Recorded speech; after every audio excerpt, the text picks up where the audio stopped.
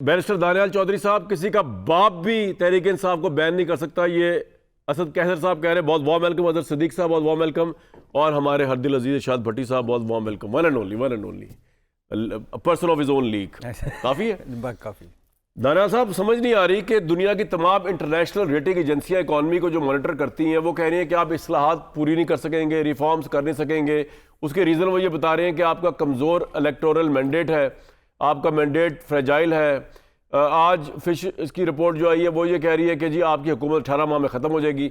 आप जा रहे हैं तहरीक इंसाफ पाबंदी लगाने, ना आपकी पार्टी के लोग सिवाय आप और 3-4 के अलावा इसको डिफेंड करने के लिए आते हैं प्रोग्राम्स के अंदर, ना आपके इत्तेहादी इस मामले को डिफेंड करते हैं। इसहाक डार साहब ने डिप्टी प्राइम मिनिस्टर को कह ही दिया कि अभी तो फैसला हुआ ही नहीं इस बारे में, अभी तो मशवरा कर रहे हैं।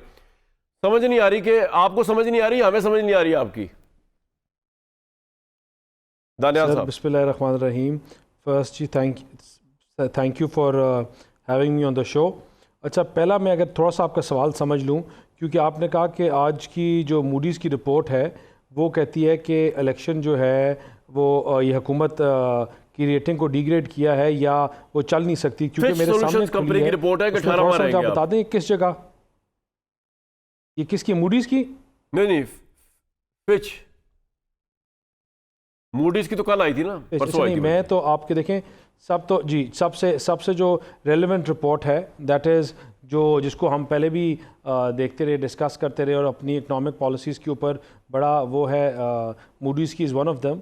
और जो पाकिस्तान की सस्टेनेबिलिटी, पाकिस्तान की इकनॉमिक जो दौड़ है उसमें स्टेबिलिटी और आगे चीज़ों के पॉजिटिव तरफ जाने को निशानदही करती है और बताती है कि किस तरह Pakistan is on the right path. And how is Pakistan on the right path? Pakistan is on the right path कि इसमें जो शराय इन्फ्लेशन है वो कम हुई है, बेहतर हुई है, और इसी तरह आहिस्ता आहिस्ता फूड इन्फ्लेशन बेहतर हो रही है। देखिए, हमें एक चीज़ अंडरस्टैंड करने की ज़रूरत है, समझने की ज़रूरत है कि हमें ये मुल्क जो है ये 4 साल खंजरों से ज़ख्मी मुल्क मिला। इसको खंजरों से हमला करते गए and it blade from every corner. वो फॉरेन पॉलिसी हो, वो सीपैक हो, वो आपके इंटरनेशनल रिलेशंस हो, वो आपके जहाज़ हो, PIA एयरलाइंस हो या कोई और चीज़ हो, इंटरनल या डोमेस्टिक, हम हर तरफ से ब्लीड करते हैं। अच्छा, मेरा सवाल आपकी इकॉनमी पे नहीं था दानियाल साहब, मैं अगर अर्ज करूं आपको, मेरा आप उस पर चले गए, मैं उस पर बात नहीं कर रहा। मैं तो ये कह रहा हूं, मैं ये कह रहा हूं कि मूडीज के ऊपर जो है ना, मूडीज ने आपकी एक चीज की सिर्फ तारीफ की है जिसको आप बयान कर रहे हैं, वो उन्होंने कहा है कि नए IMF प्रोग्राम से पाकिस्तान के लिए फंडिंग के इम्कान बेहतरी आएगी। ये भी आपके लिए बेहतर इसलिए नहीं है कि जो आप IMF की रिफॉर्म्स कर रहे हैं उसमें बंदा तो मर गया ना, उसमें तो बात ही नहीं कर रहा इकॉनमी पे आपसे। मैं तो आपको ये कह रहा था कि मूडीज ये भी कह रही है कि आप इकोनॉमिक रिफॉर्म इसलिए नहीं ला सकेंगे कि आपका इंतखाबी मैंडेट जो है मजबूत नहीं है। आपके मजबूत इंतखाबी मैंडेट ना होने की वजह सोशल टेंशन है, नहीं कह रही। और ये मूडीज यही कह रही है सर, मैं इंग्लिश में पढ़ के सुनाया था आपको। मूडीज ये बिल्कुल भी नहीं, वो यही कह रही है सर, एक मिनट ठहर जाओ, आप पढ़ के सुना दें। मूडीज मेरे सामने खड़ा हुआ है। IMF कौन से staff level agreement improves funding prospects but ability to sustain reforms की टू ईजिंग लिक्विडिटी रिस्क।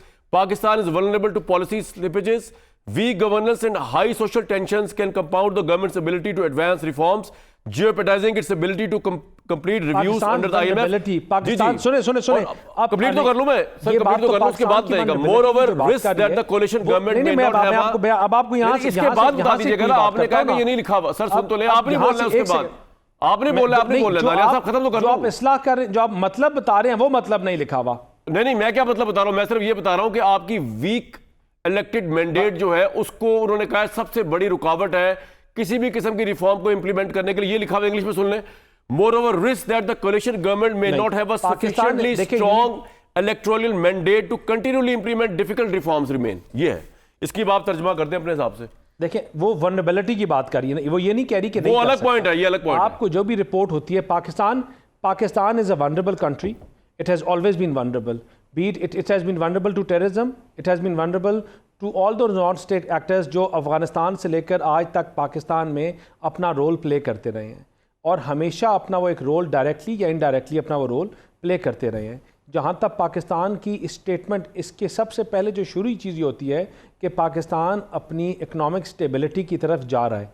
वो जा कैसे रहा है, उसके ABC IMF है, कोई और। मेरा सवाल आपसे ये नहीं था, मेरा सवाल ये था इकोनॉमिक स्टेबिलिटी की तरफ जा रहा है। इकोनॉमिक स्टेबिलिटी आप बहुत ले आए, आप थोड़े फिशेस और इनको आपने दूसरी बात की, आपने बात PTI की बैन करने की या PTI की स्टेटस की। देखें, बात सुने, इन्होंने कहा कि किसी का बाप भी नहीं कर सकता। हाँ जी। हम तो ना किसी के बाप को बुला रहे हैं, ना किसी के बाप से कुछ करवा रहे हैं। यहाँ बात है एक माइंडसेट की। हम एक जमात नहीं बैन कर रहे, या जमात को बैन करने की बात नहीं कर रहे। हम उस सोच को बैन करने की बात कर रहे हैं जो पाकिस्तान को तोड़ने की बात करती है। उस सोच की को बैन करने की बात कर रहे हैं जो मुक्ति बानी और शेख मुजीबुर रहमान के 1971 को जस्टिफाई करती है, और उस सोच को बैन करने की बात करते हैं जो अपने शोहदाओं के मुजस्मे जलाती है। उस सोच को बैन करने की बात कर रहे हैं कि वो अगर BLA करे तो वो गद्दार, अगर BLA करे तो उनको उनके खिलाफ एक्शंस, और अगर ये करें क्योंकि अंग्रेज़ी बेहतर बोल सकते हैं तो ये अपने पाकिस्तान के सिपा सलारों के ख़िलाफ़, पाकिस्तान की अफवाज के ख़िलाफ़, अपने शोहदाओं के ख़िलाफ़ जो बेचारे सरहदों में जाने देते हैं उनके ख़िलाफ़ आप अमेरिका में प्रोसेशंस करें उनकी तस्वीरें लगाकर तो वो ठीक है। और अगर वही चीज़ कोई और जमात करे, BLA करे तो वो बैन हो जाती है। देखें ये तहरीक इंसाफ जो है और जो इनके कुछ लोग हैं, it's not a political party any more, it's become a cult following. और वो कल्ट फॉलोइंग जो है वो कोई नई चीज नहीं है या कोई आज की बात हो। इस बारे में वो कंफर्म कल्ट फॉलोइंग जो है, ठीक है, आपकी ये पॉइंट आ गया, मतलब बिल्कुल आपका ये पॉइंट आ गया कि आपके पास रीजंस है, रीजंस टू बिलीव के तहरीक इंसाफ। सर मेरा पॉइंट तो सुन ले, आपसे बात हो रही है जब से, लेकिन वो डायलॉग किस तरह होगा जब तक मैं आपको पॉइंट अगला नहीं दूंगा ताकि आपसे बात कर सके। आपने बता दिया कि तहरीक इंसाफ दहशतगर्द है, आपने बता दिया कि ये कल्ट फॉलोइंग है, ये एक पॉलिटिकल पार्टी है ही नहीं, ये मुल्क की सलामती के खिलाफ है, ये सब कुछ है। तो मुझे सिर्फ ये बताइए कि अब आपने फैसला कर लिया इसकी बुनियाद पे कि तहरीक इंसाफ पाबंदी लगनी है, राइट? मैंने तहरीक इंसाफ नहीं कहा, मैंने कहा जो भी इस तरह की नॉन स्टेट एक्टिविटीज। सर बात तहरीक इंसाफ की हो रही है, आप हमारे वजीर इत्तलात ने तहरीक इंसाफ पाबंदी की बात की है ना, हम हवा में थोड़ी बात कर रहे हैं। सिक्योरिटी को कमजोर करेगा जो तहरीक इंसाफ उसमें उतरती है, पूरा क्यों उतरती है? वो सोच की बात है। इट डज नॉट, देखें ये स्टेटमेंट जो है हमारी, ये एक जमात पे रिस्ट्रिक्ट नहीं करती हमें, ये हम और वाइडन करके देखें। ये यार बात सुने, दानियाल साहब मेरी बात सुने यार, वो प्रेस कॉन्फ्रेंस मंगवाई किया जाए और दानियाल साहब मेरी बात सुन ले, ये नहीं होगा। देखिए नहीं, आपने पॉलिटिकल पार्टी का नाम लिया ना, सोच कहां से आ गई दानियाल भाई?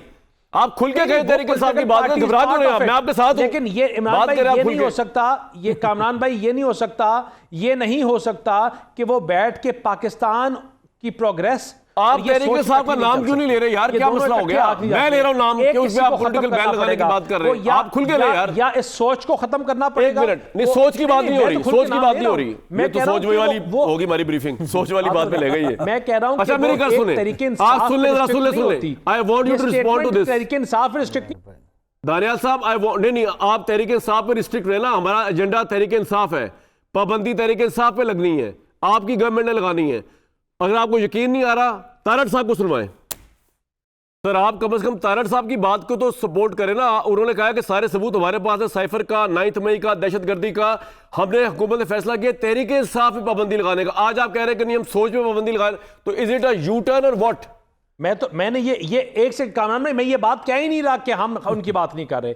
मैं ये बात कर रहा हूं कि हम उस सोच की एम्बिट में वो तहरीक इंसाफ आती है या उनके साथ दो और भी आते हैं। हम बात करें उस सोच की जो पाकिस्तान को तोड़ने की सोच है, पाकिस्तान को नुकसान पहुंचाने की सोच है, जो पाकिस्तान तो दानियाल भाई तहरीक इंसाफ आती है कि नहीं आती? इस वक्त आज जब मैं आपसे बात कर रहा हूं उस पे पाबंदी लगने जा रही है कि नहीं जा रही? आपकी तरफ से आती है, वो तो सरे फहरिस्त है ना, सरे फहरिस्त है कामरान भाई, वो तो सरे फहरिस्त है। यार आपने 3 मिनट लिए, वो तो सरे फहरिस्त है। इसमें कौन कौन फॉलो करता है, कौन कौन फॉलो करता है वो है। लेकिन ये फिर दोबारा मैं इसको क्लियर करूं, it is not to ban a political party, it is to ban a सोच जो पाकिस्तान को नुकसान पहुंचाती है, पाकिस्तान को कमजोर करती है, आपके शोधाओं को, आपके सिपा सलारों को, पाकिस्तान को तोड़ने की बात करती है। मैं आपसे इस हद तक बिल्कुल एग्री करता हूं। ये दोनों सोचें कि हर वो शख्स सोचें इकट्ठे नहीं जा सकती आगे। हर वो शख्स should be counted to the court of law जो पाकिस्तान के दिफाई इदारों में सेडिशन करता है, जो पाकिस्तान के दिफाई इदारों के खिलाफ बयानिया बनाता है, बिल्कुल उसको सजा मिलनी चाहिए और बड़ी सख्त सजा मिलनी चाहिए।